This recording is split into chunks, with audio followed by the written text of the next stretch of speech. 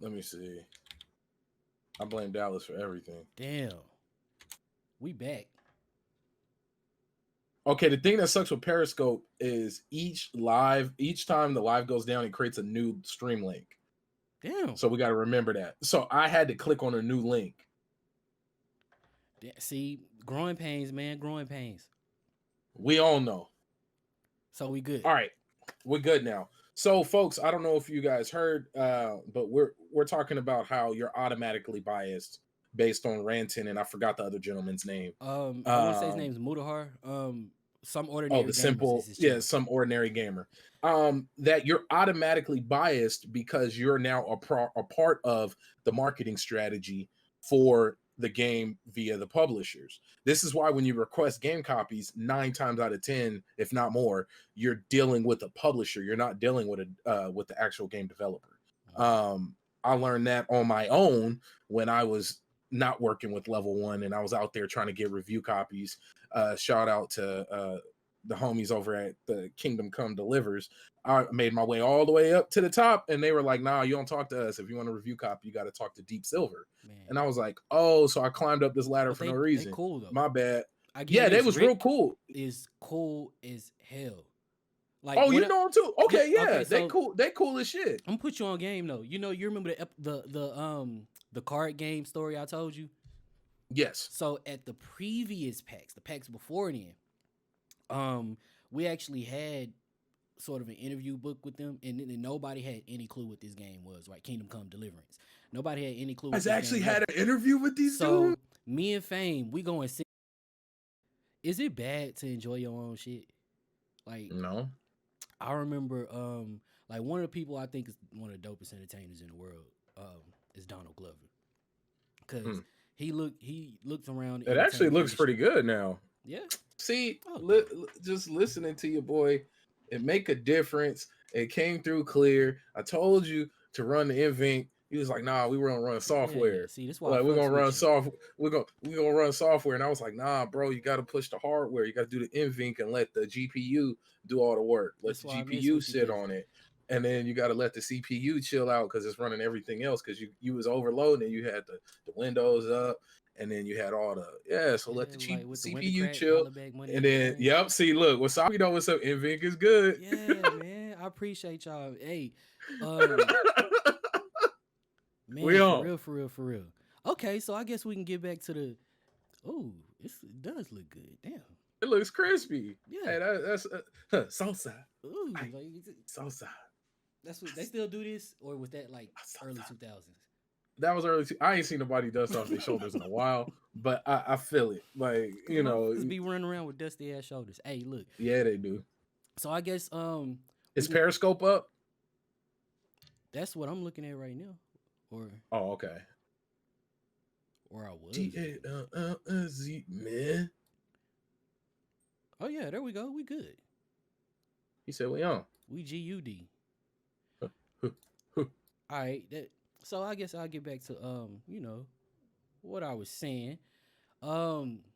This dude right here. Yeah, this looks saucy. Man.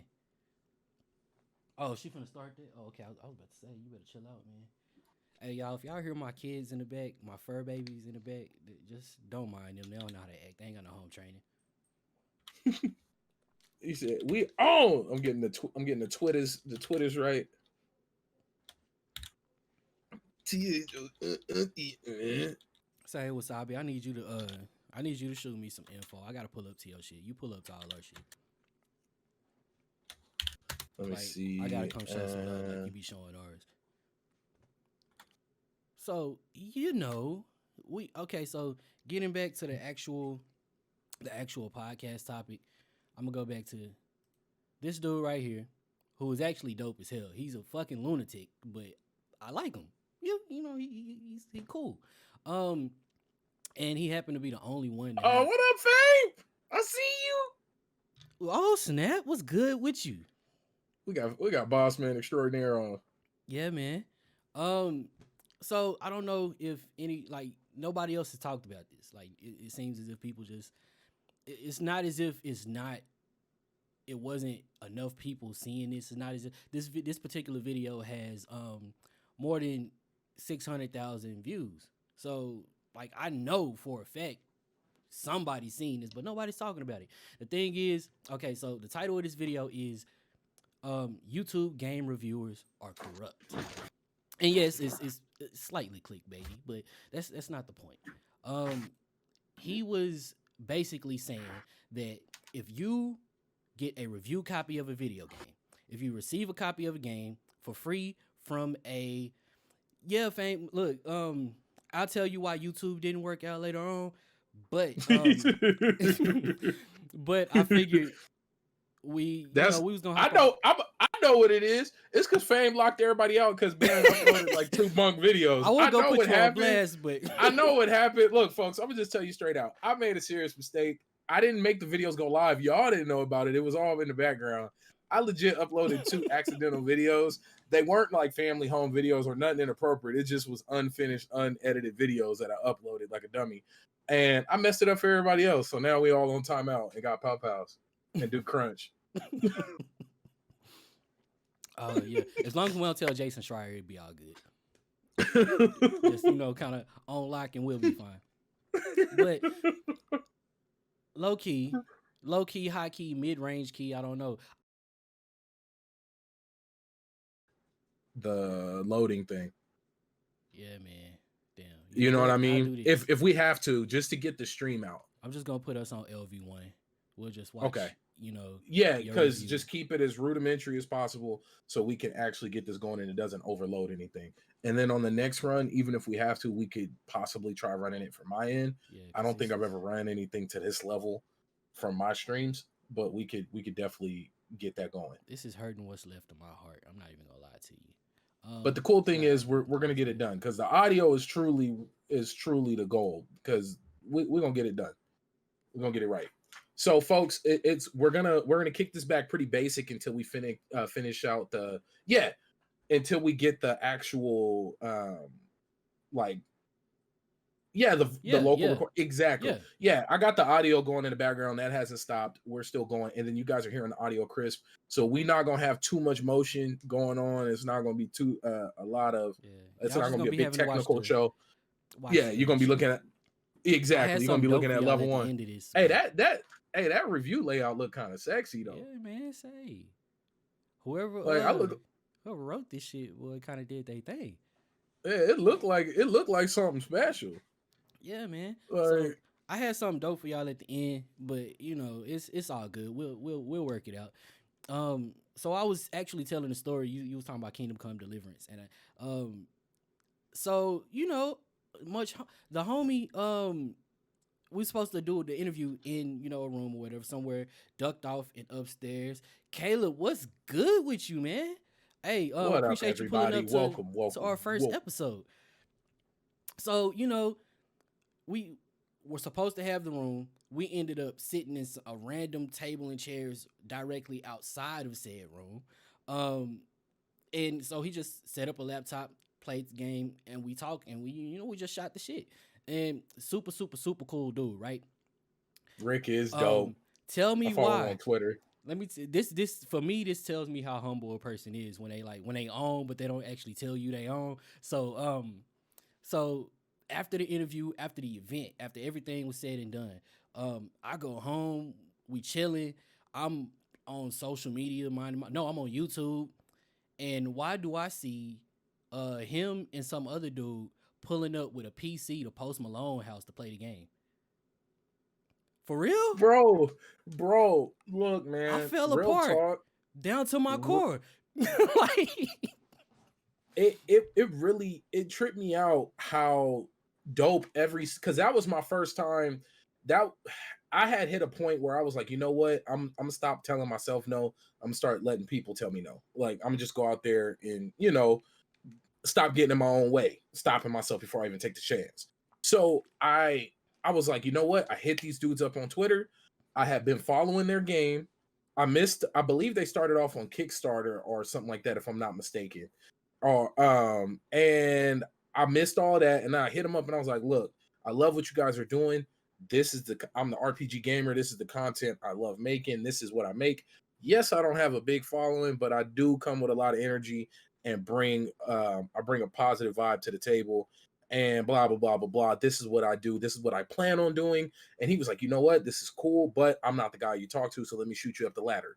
And they kept shooting me up the ladder. No hesitation. Now, could it have been they didn't want to tell me no? Fine. But it was just the fact that there wasn't a hard stop. I didn't get stopped until I got to the actual PR handler for Deep Silver. And even they were cool about it. They were just straight out. They were like, look, man, what you're doing is great. You just don't have a big enough followers for us to fit within the budget.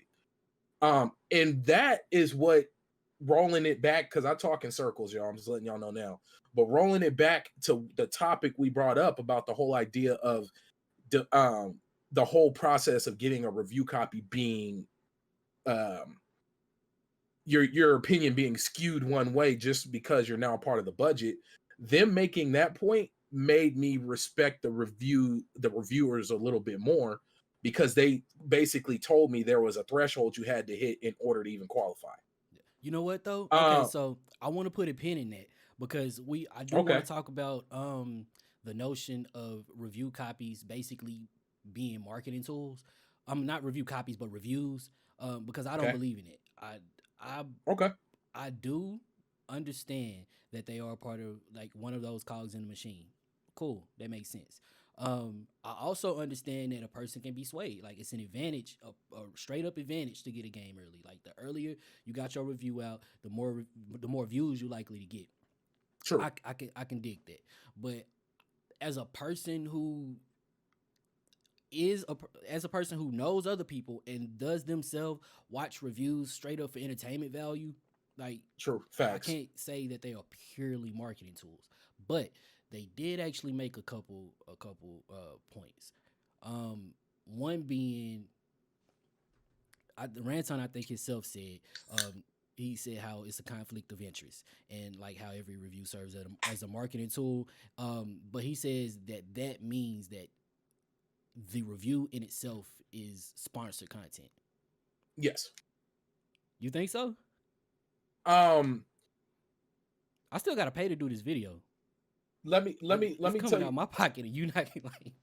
There's okay. To some extent, I will say no. I will say no if it's clear as day that you make clear upfront and at the end bookends that you got this for free. Because then that lets everybody know, take this with a grain of salt. This was given to me for free. I did not have to go and spend my money on this. Yeah. So now, should reviewers review from a perspective of, and maybe add a section in of, is this game worth a full price ticket? Which there's a couple reviewers where I like what they said. They'll say, wait until this goes on sale. You know what though? Like, I've heard that. Like, as far don't as buy goes, this full price. There are certain reviewers I respect for certain reasons. Okay, for one, I think it absolutely should be standard practice to disclose if you got a game for free or if you came out of your pocket with it. One reviewer I can say off the top of my head, Angry Centaur Gaming, ACG. Dude, every episode, for one, everybody's review scale is different for the most part. Some people do out of 100, some people do out of 5, some people do out of 10. But ACG, he does buy, rent, wait for sale, something like that. And I love that because it frames it in a different way. You and I were talking about doing reviews, like you doing reviews based off, I want to say, don't let me misquote. Okay, you, but no, based off, I'll get only being able to get a few games per year.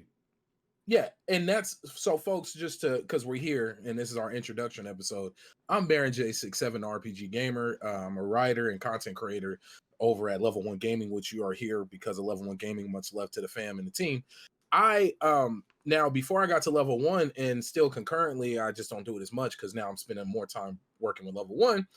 I create content with the especially role-playing game content. Even when I play shooters and action games, I do it with a perspective of role-playing. So if I'm playing Call of Duty, I'm usually running a sniper, or I'm running a class with a specific goal and play style, and I try to keep that point. So, but also I am a full-time full-time employee. I work 40 plus hours a week. I'm on the road so much. I have 2 kids, a wife. Like, I live a full-time life outside of the quote unquote full-time, content creating that I do. So when I review games on my personal channel, I review those games from a perspective of somebody who only has around 10 hours a week to game. Because most people with families and whatnot, we don't, we now have the money to buy the games we want to buy, but we don't have the time to play them. So at the end of it, I always get that recommendation of, hey, is this game worth your time? Like, is it worth using up the few hours of gaming time you actually have to spend on that? So that's how I review my games. And then I often don't even play them long. Because once again, I don't have much time. So I'll play a game for up to about 10 hours and then I'll write the review. And as I was talking to Dallas about the other day, I'm thinking about lowering that to 5 hours because for the most part, whether or not you're going to enjoy a game at 5 hours.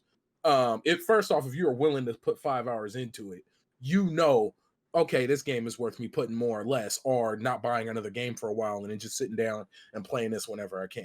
So that's my perspective and that's my breakdown. And I'm sorry I ate up all that time. No, you good. You good. We got time. That said, you just made the point for me.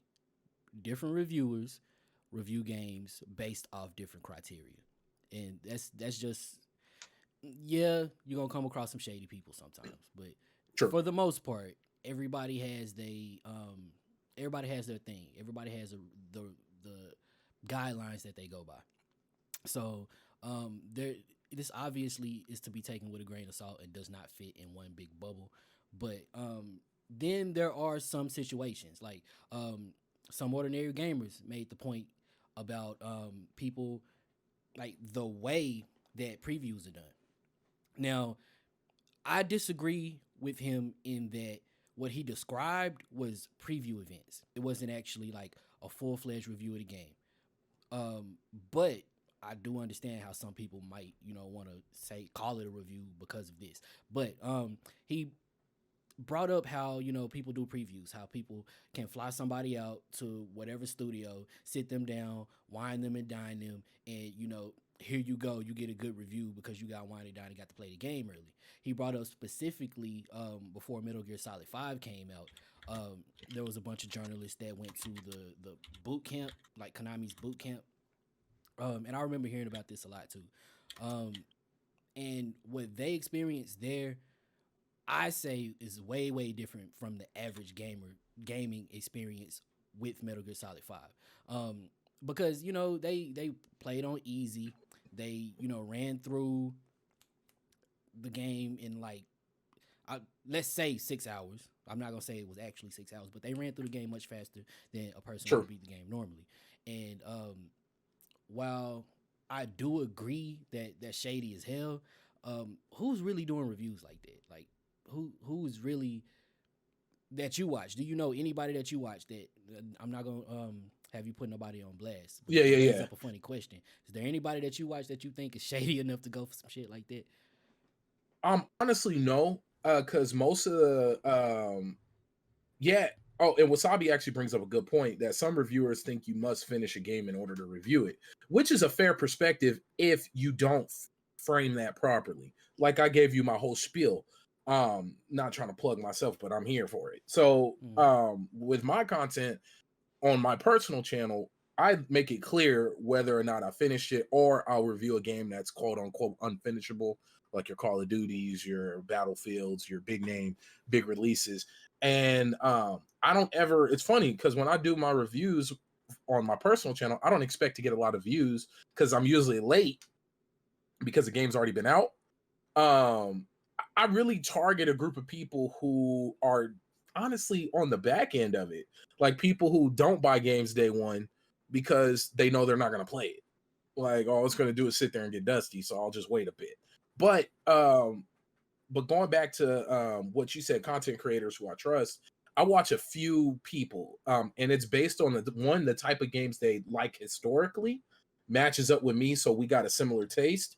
Like Mr. Matty Plays, I love that guy. I've been watching him since before Fallout 4, which that means like 2015, like 15. And then Gamer X, I like the way they review stuff. And of course, Level One Gaming. I mean, Yeah, man, we got some fire ass reviewers over this. Yeah, hell yeah, man. Hugger got some good retrospectives, man. I like that. Hell yeah, you know, I love that. The retrospective is a dope ass way to look at stuff. And so Wasabi says with YouTube, the concern is the lack of ethics, general lack of ethics. There's no code of conduct, and the viewer really doesn't know or care. Yeah, I think there's a general lack of ethics in people, just period. So we can pretty much expect most sentient entities on this planet to be full of shit. I'm just gonna be real with you. But piggybacking on that, the environment that YouTube has is because of the rules they set in place. The reason why you get 10-minute videos that really should be 2-minute videos is because YouTube doesn't punish, but they don't help. Yeah, they subtly who don't incentivize people to, yeah. It really sets up that environment to where, like, it's really crazy. And so people, once again, people do what you allow them to. People do what you allow them to. So if you allow somebody to do a 10-minute video on how to tie your shoes, they're gonna do a 10-minute video on how to tie your shoes and a podcast episode with like like a clickbait title. That's our next episode. We tying shoes tomorrow. I'm telling you. I'm telling you. And they set up that environment. There's some cases where the normal rules of engagement, as far as reviews are concerned, don't really apply. For example, an MMO, live service games, mobile games. Like the normal rules of engagement don't apply for those, if you ask me, because like that's when you have a fairly new concept, the review in progress. That's when you start that. Some people don't do that. Some people do. This all really boils down to, spoiler alert for the end of the episode, it's all really boils down to just being a smart consumer. But facts. At the same time, we those of us that are in here, everybody here, to some extent or another, is in the games industry, or at the very least. Ain't that crazy?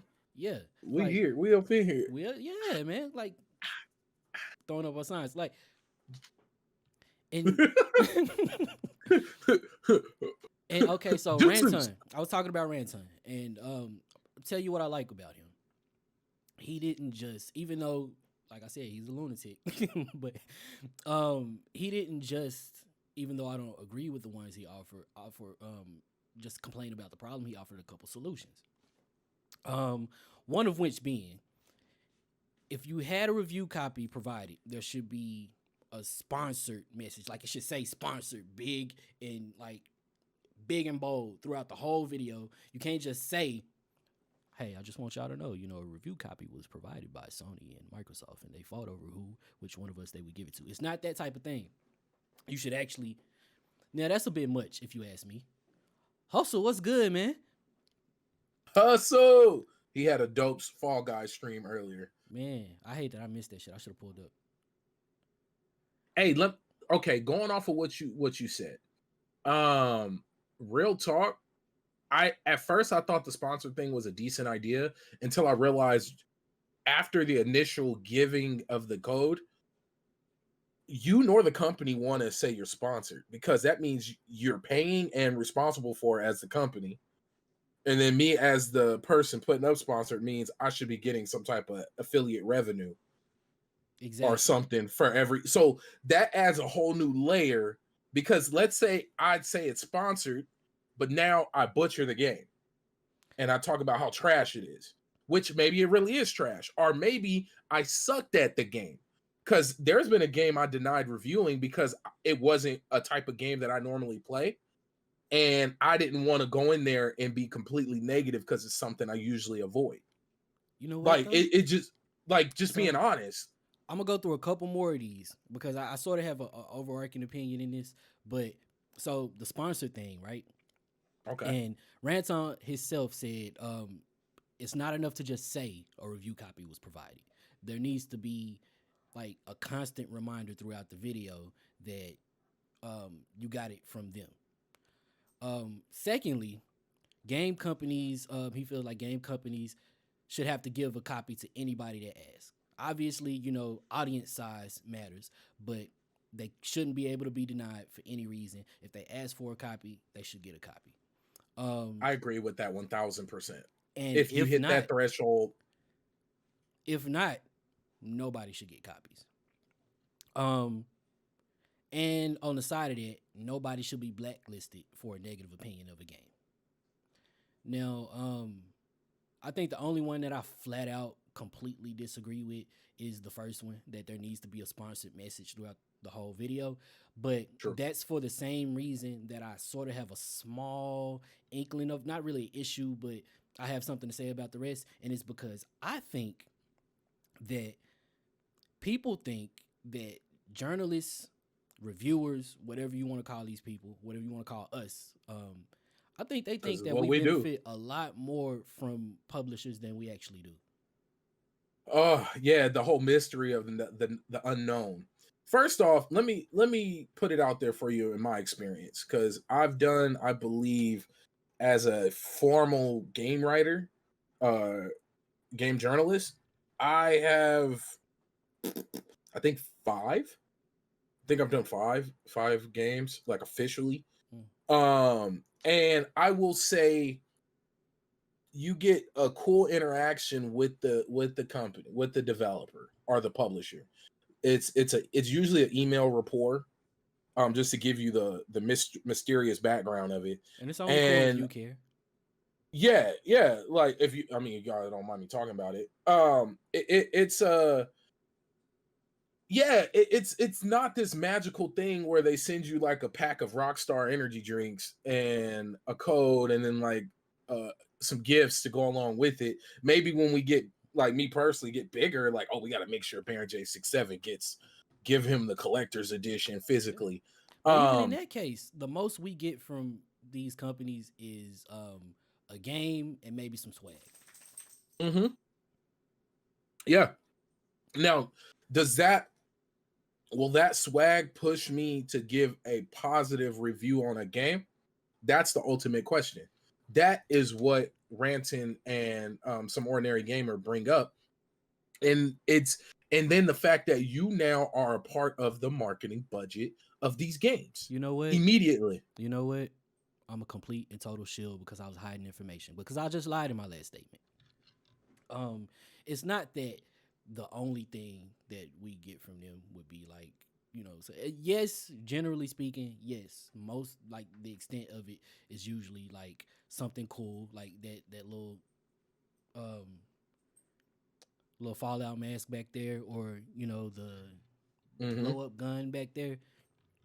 Yeah, that's usually the extent of it. But that made me think of something else.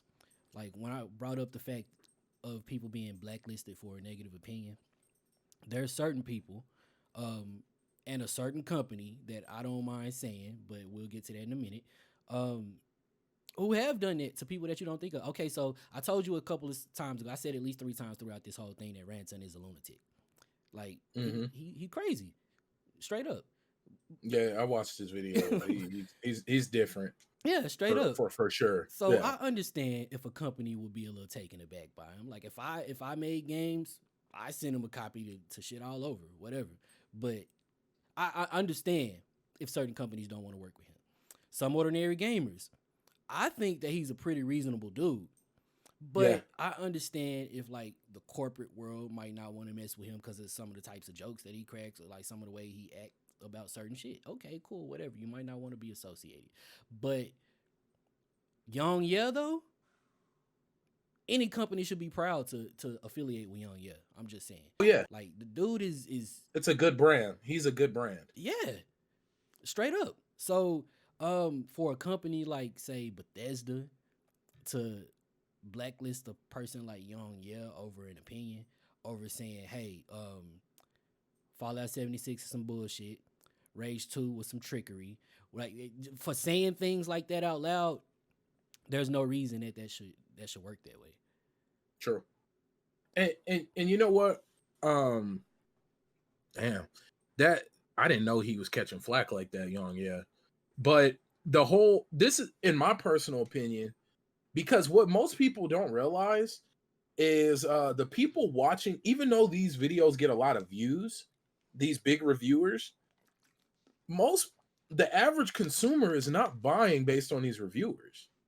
Those reviewers are for the hardcore, the us, the industry, the people who go and watch people stream actively, the people following developers on Twitter, and like most that's not a the average person buying a game is not going on YouTube watching a full review and then going out and buying the game.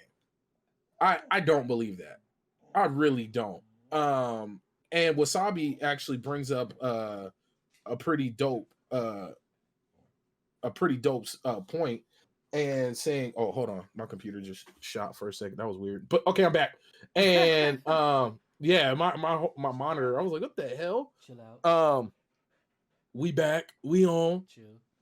But Wasabi brought up a really good point though about the whole sponsored video thing, and we touched on that. It does change the whole energy of the thing, and it I feel like legally it labels it as something else, and I should be getting more money than just the damn just the game free. Because like the free game that to say you that sponsor don't my video says that you made it possible, and my video would have happened whether you gave me the game or not. Boop, means I'm on payroll or get some type of financial incentive. Exactly. And that's another thing. There is, the moment you say sponsored, it has to be clear-cut financial incentive. Not financials come as a result, because then that's affiliate. Exactly. And the thing is, if there was money changing hands for good review scores, Jason Schreier would have blew the lid off that shit a long time ago. It would have all died. That's too juicy. It would have died. That's way too good. Oh, bro, that would have been headline news. That would ruin everything. Way too. That good. Would absolutely. Oh, bro, are you kidding? No way. There's no way that would go down. I think it's a little too far. I fully agree with the fact that nobody should be black. Here's the problem with all of these fixes, even though a couple of them are on point. Here's the problem with that. Can't nobody tell me how to do business. If I'm a game publisher, an American game publisher, you better shut the fuck up and go do whatever it was you was doing before. Go complain about games on Twitter. I ain't trying to hear that shit. Like, you will not tell me how to spend my money. You would not tell me who to give my product to. And as asshole-ish as it is, it's real. As asshole-ish as it might be, you don't want anybody in your business like that telling you what you need to do. Facts. You don't want people telling you which way to wipe. So, and like Wasabi said, the casual consumer does not care. I actually, on a, taking a quick sidebar, because like I said, I do that a lot. That actually came up because I had a guy jump onto one of my videos, and he was going back and forth with me along the lines of, well, why wouldn't you get a 4K TV to play these new consoles? I was like, because most people don't understand really what 4K is, and most people can't even really enjoy it. Hell, most people, when they're playing games, they turn motion blur off. And that's part of the making it look realistic, special. Like, most people turn all those settings off, like, just so you can get the maximum performance and play at the best level. Most people are casual gamers. A large majority of people who pre-ordered the PlayStation 5 and the Xbox Series X, they did it in order to get Assassin's Creed, Call of Duty, 2K, Madden. Like, a lot of people ain't even getting it for Cyberpunk. The fact that Cyberpunk is coming out within days of Call of Duty, sales-wise, it's going to get blown out the water. Hot take. Like, if I'm being real. Yeah, the casuals is going to eat it up. Yeah, it's going to get eaten alive. Casuals going to eat it up. I don't think Cyberpunk is going to lose any love, though. Truth be told. Oh, no. The marketing behind it. Yeah. Like, anybody, like, if you are not the type of person that plays Call of Duty, or Hustle said 2K. Is it 2K? There's a bunch of games coming out 2K within the coming? week of Cyberpunk. Mm. Like at least a solid 3 games, perennials or annuals that come out every year and crap the market. Mm. For sure, Call of Duty is coming out November. I forgot what, and that one feels like an arcade shooter, but that's another issue for another day. Which I don't mind it, but a lot of people don't like it. Call COD of and Duty sports and the games sports games. every Oh yeah, November, okay. like Well, I clockwork. mean, if you play 2K, that's already in your budget. If you Yep. play Call of Duty, that's already in your budget. If you are, even if you don't like Cyberpunk, I know a good chunk of people that'll buy it just because Keanu is in it. Oh, the marketing, bro. They even used Billie Eilish in the music. They knew what they were doing.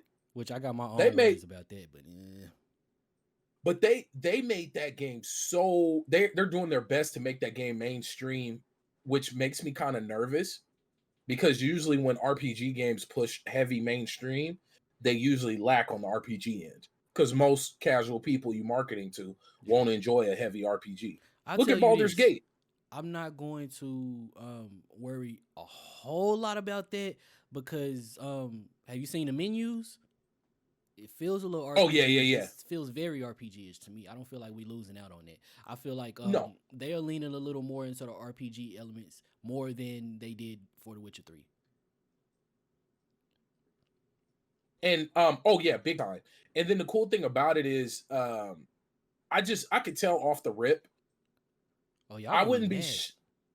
My bad. Go ahead. I'm gonna let you finish your statement before I say what I'm about I to say. I feel like a lot of people are about to return Cyberpunk 2077 only because it's not what they expect it to be. Now, us who've been watching it, like me, I watched the stuff beginning and end of last year. I've honestly left the content alone because I want to really enjoy the game. Like I don't want to know, oh, this game does this. Like I don't want to know everything off the top. Like I've avidly and been working hard at You know avoiding what? that content. I Uh did the opposite. I want to know everything because I never got to play the tabletop game, and I probably for lack of friends won't get a chance to play the tabletop game anytime soon. And I want to know as much as I can about that universe, about that world. I know the whole timeline now, but I want to know as much as I can about that universe and that world because, like you do, like when I go into games, I role play. I True. play as whoever I created. I make decisions as them, and I actually know, like, for every life path, exactly how I'm going about it, exactly what weapons I'm using, like, what I'm specking into, all of that. And Mhm. I wouldn't have had I not been watching how Cyberpunk was going to be, like watching stuff about the story and what I I think for me it helps add context to my playthrough. Yeah, it makes it more special. Yeah, I'm with that. Oh, what? Oh, we can't talk bad about Billy. I like Billie Eilish. that's what I was gonna Now, say. yeah, I like Billie Billie Eilish is Eilish. young, and And I'm excited for that 007 track. I know she probably shouldn't be held to what she says too close, but I don't know. Once she opened her mouth about hip hop, I'm sorry. Once Caucasian artists start talking about hip hop in a certain way, like saying things like it's lies, and most of them are posturing. Yeah, maybe in the '90s, but you haven't been listening if you think that's true. So she's young. I'm gonna give her a pass, but until I hear a little more wisdom come out her mouth, F Billie Eilish. Wasabi, really? She's not wrong. No, how much? Who do you listen to? Who are y'all Yeah, I was gonna listening say, to? because I just heard the Spillage Village album, and they talked about everything from how religion is utilized as a way to crush people, and talking about gunshots in neighborhoods. Like, Right. and that was in one track. Y'all only checking for Ti in 2007. Y'all jamming that old Jeezy or something because Yeah, she made a way too broad of a statement. you can't Because make the that broad. prop, You gotta know that the real hip hop head is gonna come out the woodworks when you open your mouth and say something like that though. Like especially a benefiting off our vibe because however you look at it, yes, you benefiting she, from what we do. bro, she And looks like a '90s grunge rapper. Like, come on, like, dude. yeah, it's something you can't do. Like All either she needs is a peace sign emblem with a fist in the middle, and she would be legit a yeah. 90s rapper. Now Like, like for now if this was like, 2001, if this was 2001 and she was if this was 2001, I believe it. I'd be like, you know what? I haven't seen many rappers out here talk about much else. You're absolutely correct. But this, like that statement just told me she wasn't paying attention. and not only that, and this actually goes out to hip hop heads too. What most people don't realize is current. Let's rephrase. Let me box this in right. Current hip hop is for the youth. Period. Hip hop started off for the youth with Cool Herc in the park throwing a birthday party. You know your history. That man is still alive. The man who originated hip hop is still alive. Jamaican brother, Clive. I forget his last name, but know your history. Is it Clive Owens? I for some reason I think it's Clive Owens. Don't make me lie. Yeah, don't get me the line. Correct me if I'm wrong. Google is in front of me, but I'm scared to mess with the bit rate. But no, like hip hop at its core is for the youth. That's why every generation, we'll say every 5 years. When I say generation of music, I'll say 5 years. And you like, oh, this sound. What is this? What's this noise? Like I know a lot of people who didn't like drill when it first came about. I know a lot of people that still don't like drill, but that's a different story. But you know what I mean? Like every wave of genre of hip hop is for the kids. It's not currently for us. That's why I think it's for anybody enjoy with an open mind. Yeah, because like we say it's for the kids, and I think that's mostly because A, that's who creates a lot of this, and B, that's who what's the word I'm looking for? That's who carries it. That's who carries it on their back, basically. Yeah. That's who holds the flag for it. But I can't also sit here and act like Chainz is not the leader of the new school. Like I can't sit here and act like Gucci is not the leader of the new school. I can't sit here and act like Rick Ross is not still being looked at as the reason that music sounds the way it sounds now. And I brought up Gucci and Chainz because Gucci is one of those people who goes and grabs these acts and actually put them on. Yep. And he been doing that since the early 2000s. Bro, calm down. And I mean, when you talk about, you got to think about what's come from Gucci's camp. And matter of fact, Gucci was just on Solange's album last year, just to show you how versatile and how across the board this stuff goes. Like literally, you got Gucci Man on Solange's album. Logo on the skin. The track is dope. Not sponsored by them, but good music is good music. Like and Solange is Beyonce's sister for those who don't know. For those who don't know, don't even need to be sitting in here right now. Right? But real talk. That's I love this conversation because a lot of people get so caught up. Like, what did Jay-Z say? If you don't like my listen to my old album. If you don't like my new album, like, it's all there for you. It ain't going nowhere if that's what you want to hear. Genres evolve, artists evolve. Like, that's why I'm saying I'm not gonna go in on Billie Eilish because like she young, she's just doing her thing. She chill out, y'all. My dog is like really trying to get my attention. And like she think I'm going for it, and I'm not going for it. Man, you remember when everybody gave what's her name the blues, Doja Cat, because she didn't know, was it Wu-Tang Clan or Biggie? It was somebody she didn't know. But I'm like, look how old she is. Like, you can't get mad at somebody who was born in the 2000s for not knowing who certain artists are. Yeah, you leave them alone. They're kids. There's so much other stuff that you can roast Doja for. Like, that shouldn't be one of them. So now, getting back to reviews, I don't know how in the hell we got here, but I like it. I like this. This makes me happy. This makes me happy that we could do this. Yeah, that we could legit go on tangents for no reason. This wasn't supposed to be about hip hop, but guess what, son? You just tuned in to Peep Game Podcast, the #1 nerd hip hop podcast. Yeah. I did want to say that as much as I'm going in. I'm not really like, I know somebody gonna feel like I'm going in on some ordinary gamers and on rant and I'm not. And I know I don't want people to misconstrue what their opinions actually are. I don't want them people to feel like they are like out here trying to revolutionize how people do review. They not trying to police your life. If you're a video game reviewer, they are just saying this is an issue that they see. They feel like that it's a major conflict of interest that should not exist, but by no means are they saying that anything will change. They already know what it is. They know the game.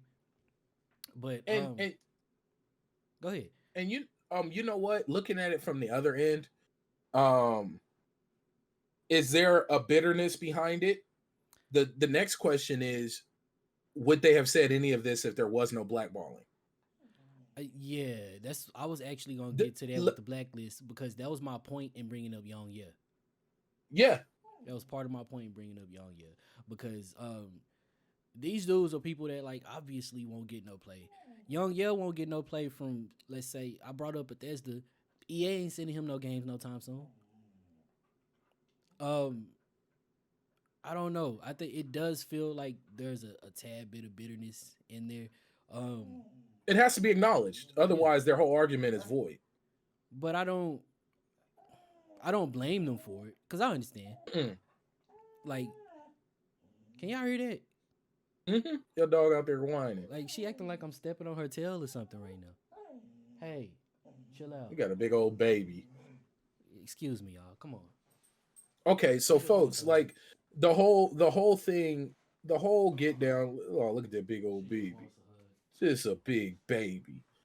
Yeah, my dog, he'd be up in here tripping too. But no, straight out, folks, like you have to, if we're gonna go this deep onto something, we got to talk about all aspects of it. That's something that's real mandatory because you can't bring up a hot take like this and then completely just give one end and walk away. You can't do that. You have to address all aspects. And my very first question to them, and overall, if you had not lost your status and not lost review copies or been denied, would you have even brought this up? Would this thought have even crossed your mind? Now, for me, my no's, like me hearing no, has always been due to size. Boom, boom. That's what she said. That's what she said. But I'll never grow up, I swear. But that's because my channel's not big enough, or I don't have a big enough following or community, or in which that's always kind of been my excuse, and it's understandable. I know it. I know that if you got somebody with 10,000 versus me and my 700, you're gonna give it to the 10,000 person, which I get and understand. That makes more sense on paper. So to get to a point to where now my batting average is just like everybody else's, but yet you still say no to me, now the bitter kicks in. Yeah. Now I believe. Yeah. I wholeheartedly agree that in some cases it happens because you said something they didn't like, and in those cases you don't even have to. It could be constructive. It could be like normal shit. Like I said, if Young Yeah can get blacklisted, it can happen to anybody. Anybody can. Yeah, nobody's safe. Cause like, as far as I see, he called it like he see it. So when it comes down to it, yeah, it feels as if like it can happen. You can say just the smallest thing, and they'll kick you to the curb. They're not trying to hear what you got to say, and it can be kind of shady because they will try and wind it down you. Like before the pandemic. I'm not even gonna tell this story, but let's just say before the pandemic, some things happened that sort of made it clear to me that like these companies will want to have you in their favor. True. Actually, you know what? We'll talk about this. I'll tell you another story. When we talk about, I talked about Young and his Bethesda thing. It was specifically about something that he said about Rage 2. Now, we were able to preview Rage 2, and the game that I played was a different game that I played after release.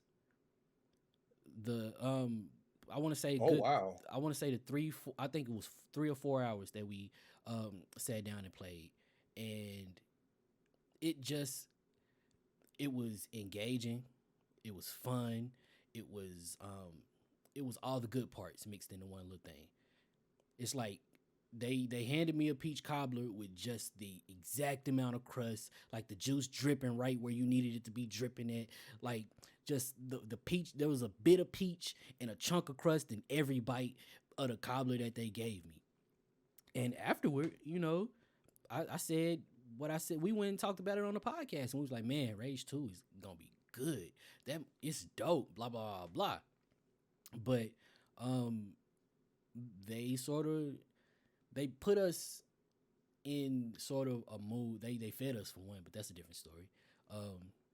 Gave us a little drink and drink, a little drink and drink too. That was a different story. But I genuinely felt like what I played was good, and it was. It felt amazing. Pause, but but it wasn't what ended up releasing. And that's the issue that people had with the Metal Gear Solid thing. That's the issue that that people have with a lot of things. But I don't think that it is going to matter because I'm sort of seeing preview events change. Now they doing it remotely.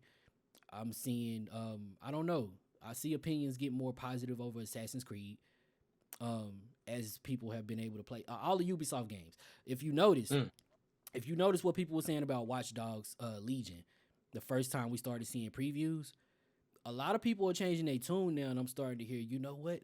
That last preview I did about Watch Dogs, I just got a chance to play another 6 hours, and this is way better. Like Wasabi said, it's the controlled environment. The controlled environment is everything. I don't know, man. I don't know. You know what, dude? Like real talk. The only way to truly make people feel better about all of this would be to have like a clear as day, like, hey, you too can review this game if you get to this point. You got so many whatever subscribers, or you work for an official this website, or da da da da da da da da. Then okay, now that's one quick and easy way to put solid thresholds that once you cross, you automatically cross, and now it's no questions asked. You know what I mean? I think that's the only way. I truly think that's the only way you can get around that. But then anything else, that kind of creates a bigger roadblock for smaller outlets. And that's why I brought in the whole aspect of media. That's why if you officially work for media, like I know for me, the moment that I because there's companies out there, guys, for those who don't know, where literally all it is just a hub of PR guys, a hub of PR people. You got sites like Terminal and this, that, and the third, where literally it's just PR guys for different game developers, and they're in there looking for people to review and create content for their games. And you could do that with or without a big name brand behind you.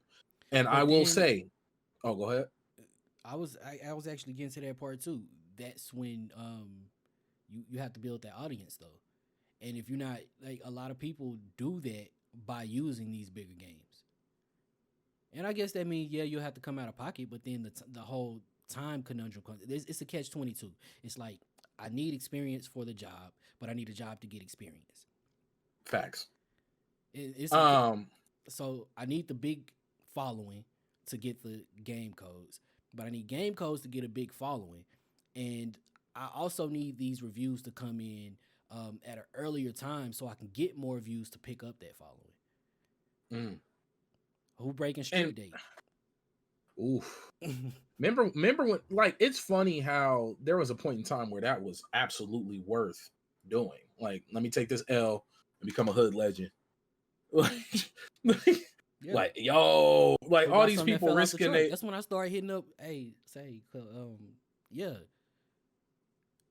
Guys, I worked at GameStop, and 100% they be having the games like a week or two out.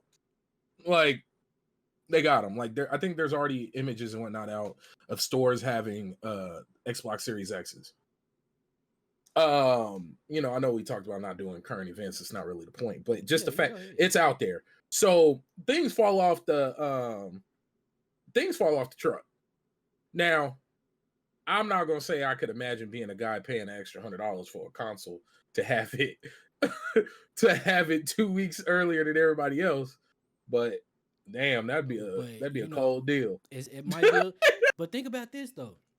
Say you own maybe a small gaming website, and you need that content that's gonna set you over the top, but it needs to be in order to compete with say IGN.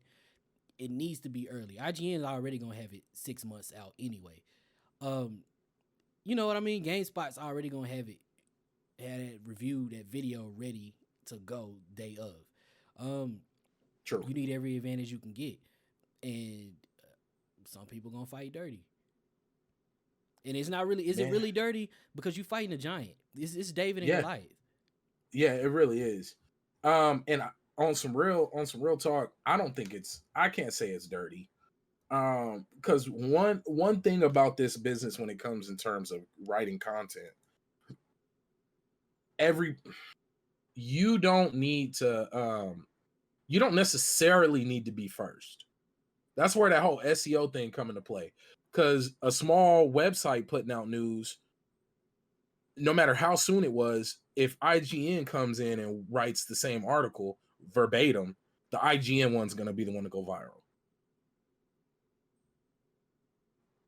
Right? Mm-hmm. I mean, correct me if I'm wrong. Mm-hmm. And in saying that, that's why it's like, do what you got to do, man. It's a cold game out here. So I mean, what's the equivalent of this in in other industries? That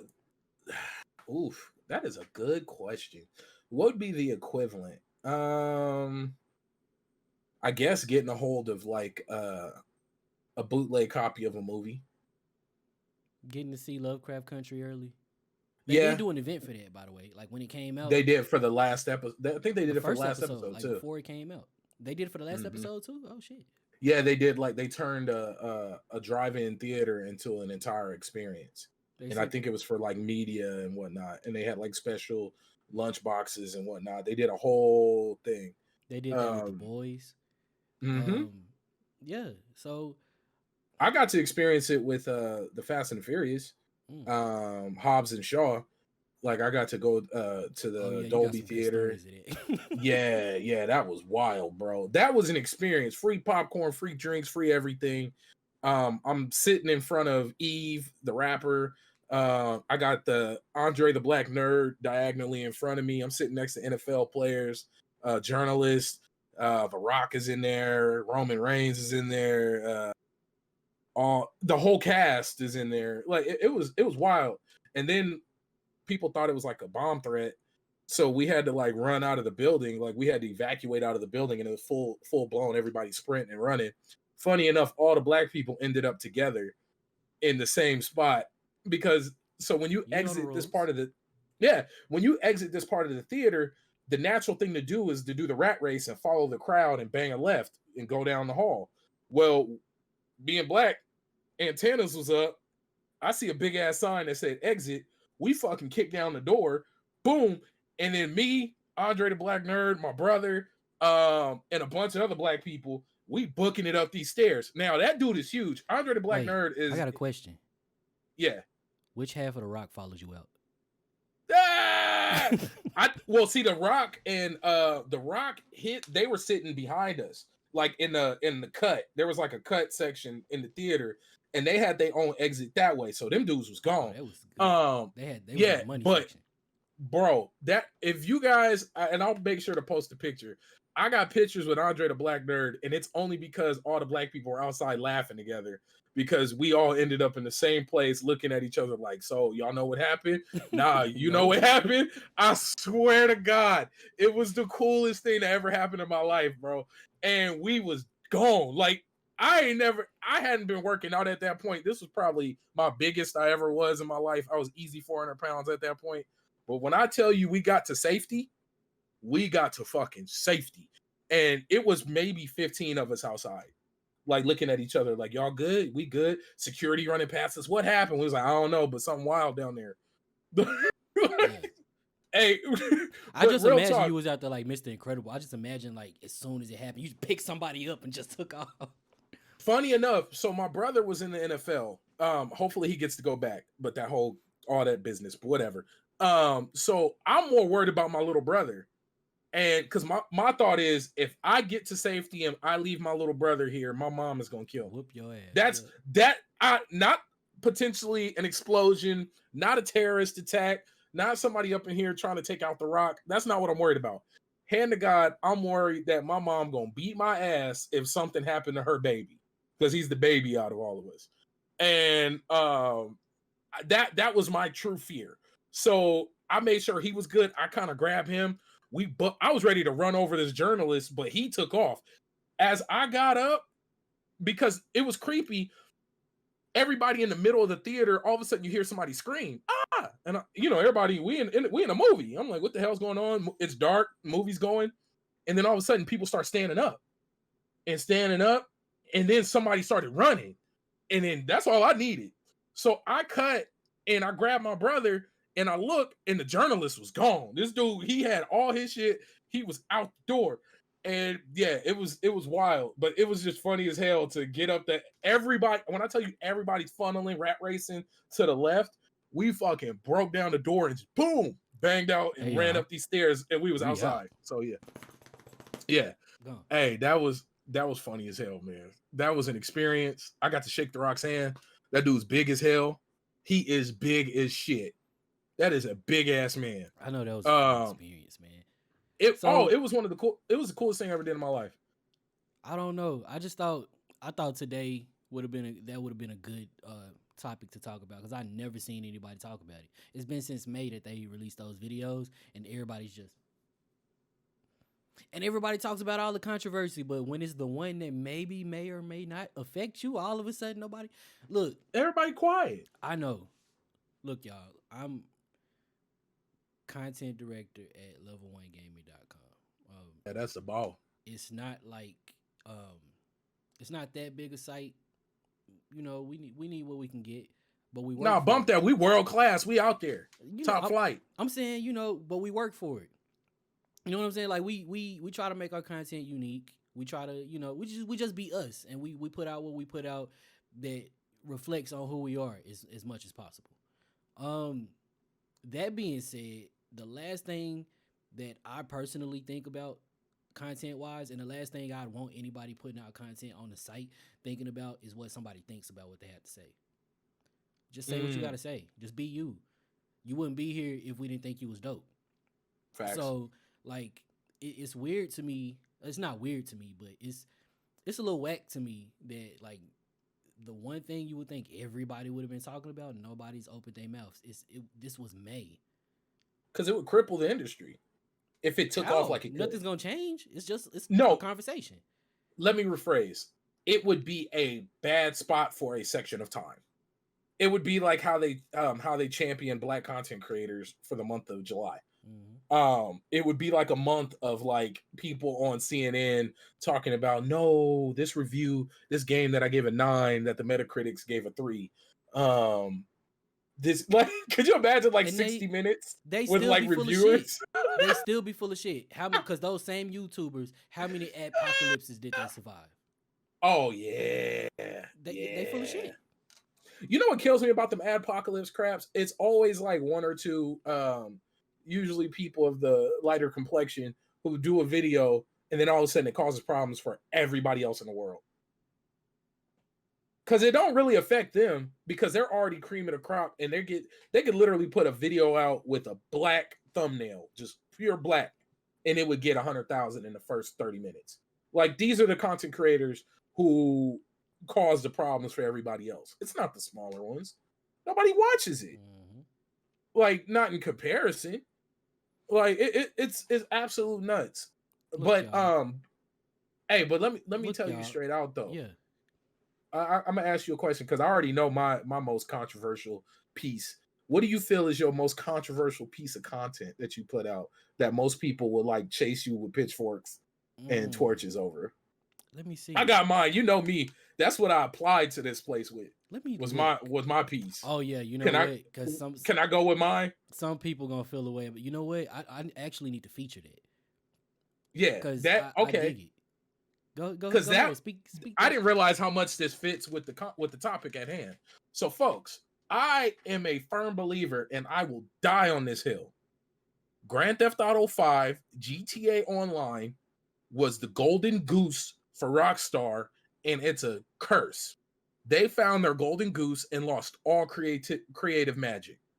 Rockstar, before the release of GTA 5, before GTA 5 came out with 7 years before, came out with over 13 individual titles. That's not counting ports. That's not counting that's not counting remakes. That is 13 original individual titles in 7 years before GTA 5. After GTA 5, they came out with one game, Red Dead Redemption 2. And they still haven't done Undead Nightmare. Mm-hmm. Still, they haven't done one We single got a player pale imitation of what Undead Nightmare was supposed to be. I mean, cool. You want to do an online Halloween thing? Fine, do your thing. But you know, like it bothers me when a studio that seems to be all about money knows what can make them the most money, and they just ignore it because it's not microtransactions. They ignore it because it's not in getting people to buy. What's the equivalent to shark cards in Red Dead Online? Yeah. That Gold, what is it? Gold bars or something Yep. like that? Yeah. Bro, real talk. Grand Theft Auto 5 crushed the creative spirit of GTA 5. Now, is it making them money and will it make the money forever? Yes. Because and then also in my story, my article, I acknowledged what good comes from GTA Online. GTA Online is the epitome of all types of games in one place. It's almost more of a social space than a game. and that's Um, It's what it it's what like that PlayStation Home should have been. yes, you got. I know people who go on there just to do car shows, like literally go on that game just to do car shows, just to meet up, just to link up, just to like My that's their cousin whole going there just point. to flex. Just cause he You know see he what? got this big like this drug cartel kingpin dude that got all this money and he just wants to go on there and flex on people. Bro, and it's an absolutely wild situation.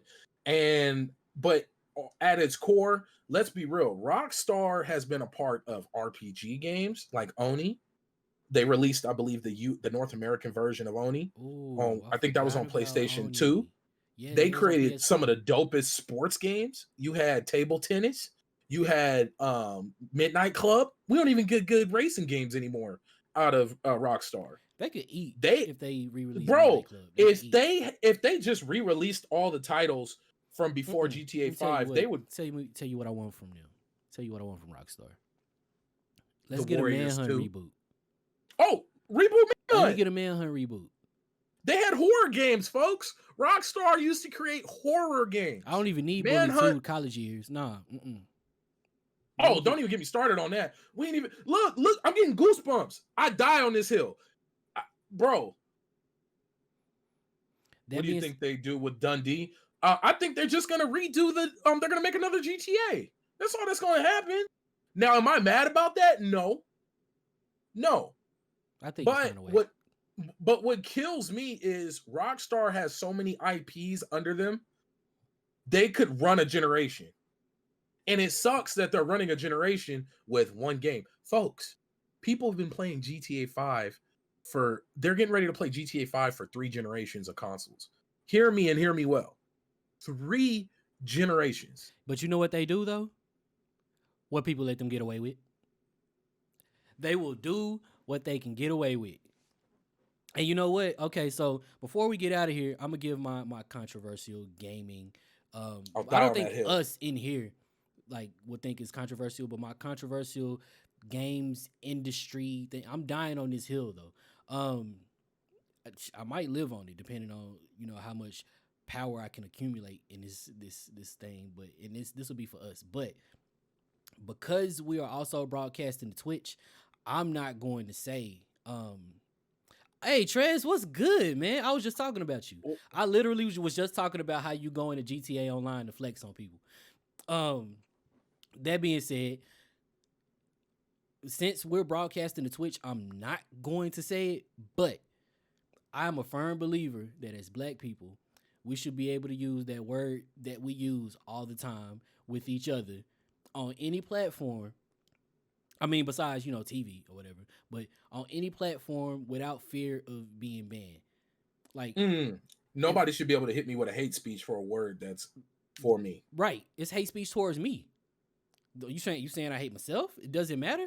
Like, if all these white streamers can do it and get away with it, a slap on the wrist, or sometimes nothing at all, and then end up getting potentially put into big AAA titles that are getting ready to release next month. Right. You got people out here like throwing cats and giving them vodka and popping a titty out and all that. Like, nah, I should be able to say whatever the fuck I want on Twitch, whatever the fuck. I mean, YouTube don't really trip on you like that, but whatever the fuck I want on YouTube, whatever the fuck I want on any platform that's not network TV, because I'm in the village hidden in the hood.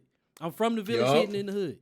Y'all see it, y'all smell it, you know what it is. Here. Like, I need one of those bands, by the way. Let me tell you how real it is, folks. This is super real. We don't play. Yeah, man. Hidden in the cloud. Like, we don't play. The only village to not produce an Akatsuki member. Why? Why? Because we don't do that. Let me not get excited. I'm finna start tripping. We don't do, man, say we don't do that. We don't do that. You don't have me coughing. We don't do that shit. We don't do that. How many serial killers came from the hidden cloud? Man, none. Come on, man. We don't do that. What color's Orochimaru? Man, look, man, come on. You speaking too much truth. The truth. I'm not saying.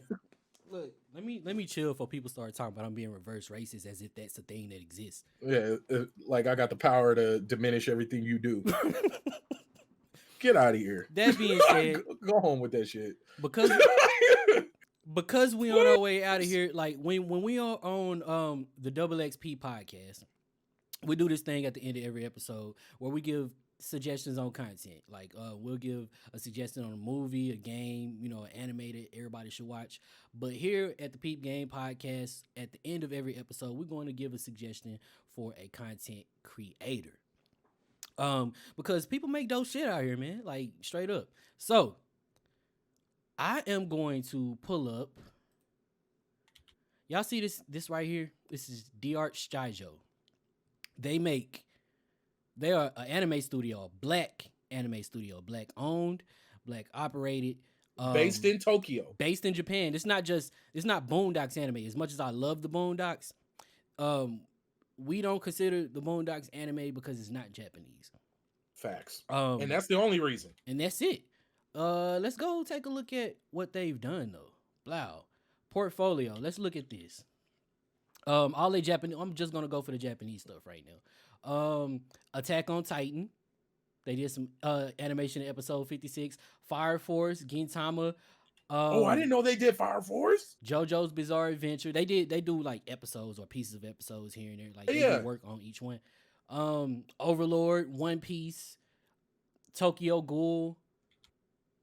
So like straight up, they out here working. Eating. Yeah, they like it says outsource. Either way, they out here working. So also they did the Weeknd's Snow Child video. They did a couple other things. I saw them. It was something with Rick Ross in it. Let's see if I can find it. That Weeknd video was fire. And y'all make sure to go and subscribe to these links. That first YouTube link I put up, I don't think it's valid, but our YouTube channels. Yeah, make sure to go and subscribe to that. Y'all, you see that? The AutoZone logo said no flex zone. Hey, this video right here, like if y'all gotta look this up, it's called It Was a Good Day. It's actually funny as hell. It's this dude like trying to get this job. He had this job interview, but he ended up late because he had to get this pair of J's that nobody else was able to get. So I'm not gonna give it away, but you just gotta check it out. It's dope as hell. Yeah, so Dart Staijo. D apostrophe ARTSHTAIJO. They worth a look. They fire as hell. Besides that, if Japanese companies will let them touch their work, like that in itself is a giveaway to me. That is fire. That being said, man, this has I'm dropping all the links. Keep going. yeah, man. Pause. We dropping links. Pause.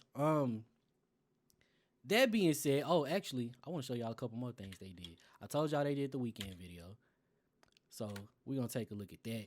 This looked like if Weekend had a cameo in Boondocks or like the Black Dynamite animated series. I would say Black Dynamite. It does look more Black Dynamite art style. Yeah, they got the fro right and everything. Like it's so fire.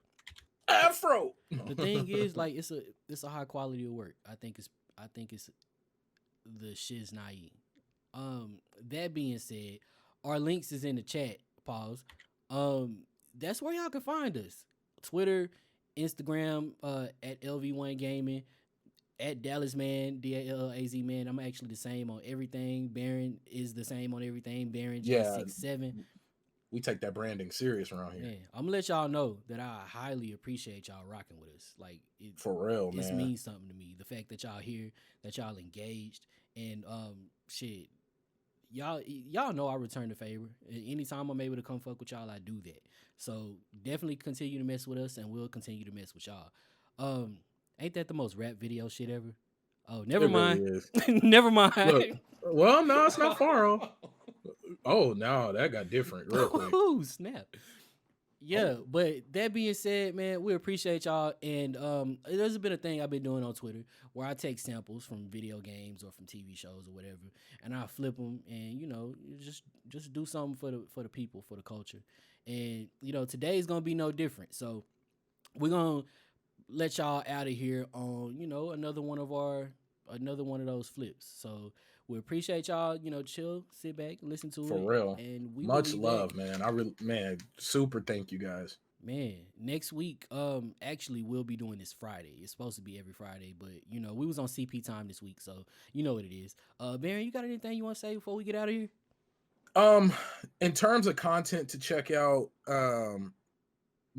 like, you know what, this is dope. I'm about to dig through this heavy because I didn't realize how much of the animation they did, and I love looking at people's style. So now that I know what their style is, I'm gonna go through all the list and watch the episode to see if I can catch it. Yeah. I'm gonna let y'all know. I'll probably be streaming later before we, so if y'all oh yeah well, we're gonna be on. And you know what, man, just go through your backlogs. I know everybody here got something they ain't beat. Go through your backlog. Enjoy gaming. Game for the sake of gaming. That's something I'm working on my damn self, and I'm gonna go ahead and say it to y'all. Verbalize it. Check out all our content, man. Level 1 Gaming. Just much love. Hey, he just beat the hell out of 2 like Panthers with some fucking crosses, and then turned to a bat and flew the hell out. Like, turned to a group of bats and flew the hell off. I'm just like, you see this shit? Anyway, that being said, we gotta on our way out of here, give a shout out to our sponsors: Jones Good Ass Barbecue and Foot Massage. Woo! For extra $5, they'll slather your toes in any, and I mean any, sauce of your choosing. So sriracha on the feet, that's what it is. Also, we want to shout out to our sponsor, TI's Drive-Through Gynecologist. He will check your hymen expeditiously. And that's about it. Like, thank y'all. Thank you for enjoying the show, man. We out.